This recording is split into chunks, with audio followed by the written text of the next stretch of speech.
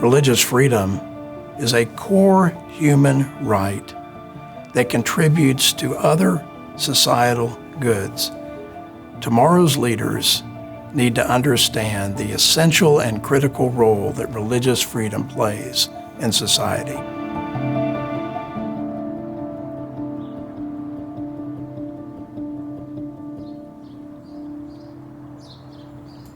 I was raised in a foster home, and I always heard that through the welfare system that people get paid for taking care of you, and I always wondered whether they love me or not.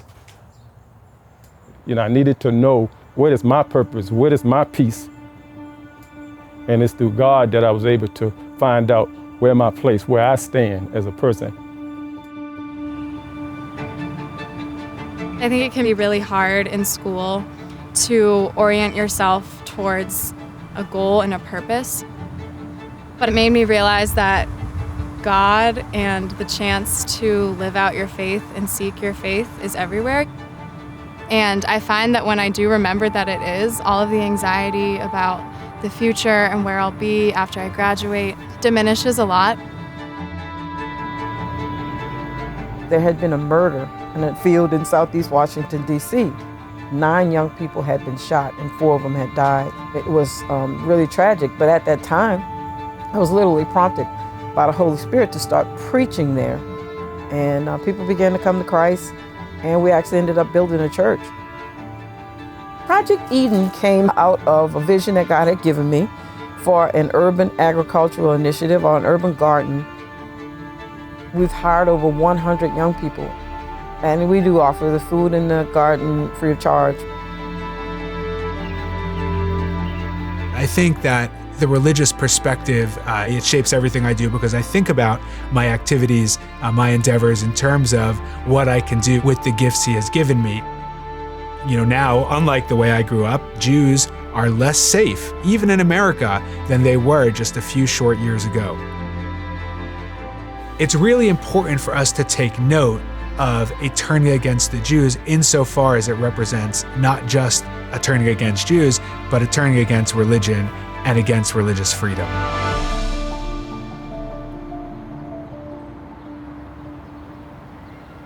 I think religious freedom in America is under threat from the rise of secularism.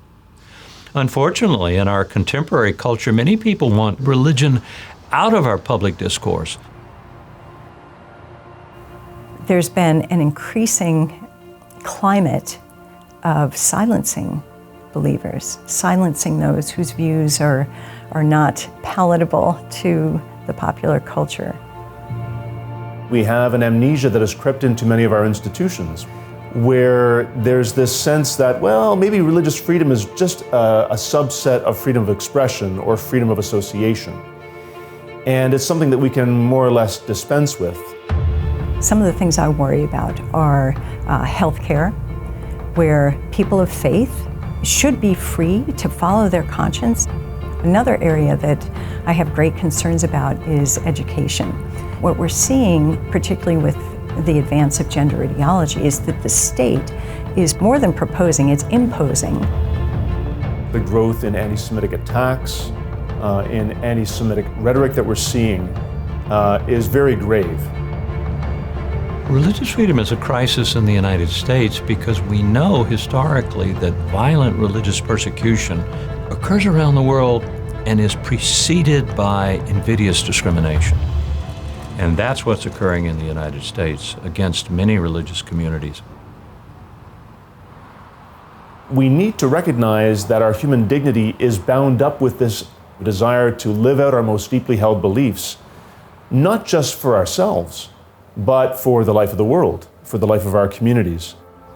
Faith is not just an individual thing. You know, we come together as believers and we create institutions. We have churches, but believers get together and they do something together. They create schools, they create hospitals, they create businesses that run according to their religious principles.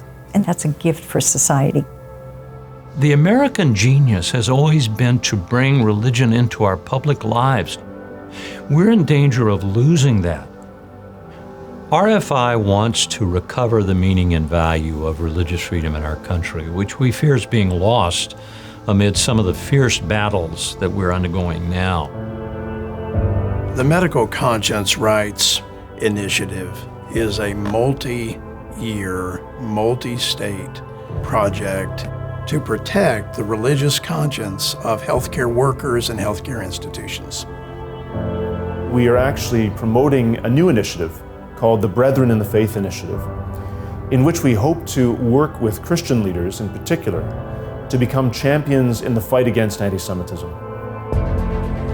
Religious freedom is being ripped out of our classrooms. No one's teaching it. Our youth aren't learning about it. And so America's First Freedom curriculum was written to fill that gap. RFI works all over the world. But in order to do that, the United States has got to protect religious freedom here at home. If we lose free exercise equality, not only will our beloved country suffer, but the entire world will suffer. At RFI, our mission to advance religious freedom for everyone, everywhere, must begin at home.